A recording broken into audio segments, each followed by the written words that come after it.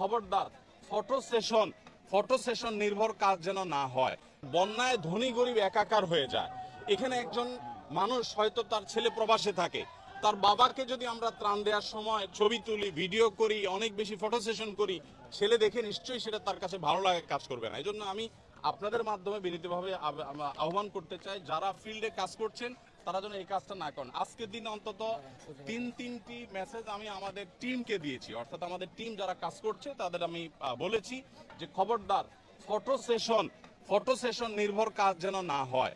হ্যাঁ, কিছু ফটো আমাদের নিতে হয় আমাদের ট্রান্সপারেন্সির জন্য, যেহেতু আমরা সোশ্যাল মিডিয়ার মাধ্যমেই ফান্ডটা পাচ্ছি, অতএব সোশ্যাল মিডিয়াতে তো আমাদের জানাইতে হবে। তো আমরা দায়িত্বশীলতার রক্ষা করার চেষ্টা করছি। তারপরও আমি আহ্বান করব আমাদের টিম মেম্বারদেরকে, আমরা বলি অন্যদেরকে আহ্বান করব যে আমরা যেন এই ত্রাণ দিতে গিয়ে অন্তত ফটো সেশনটা খুব বেশি না করে ফেলি, প্রয়োজনের বাইরে যেন না করি, এটা আমাদের না করা উচিত।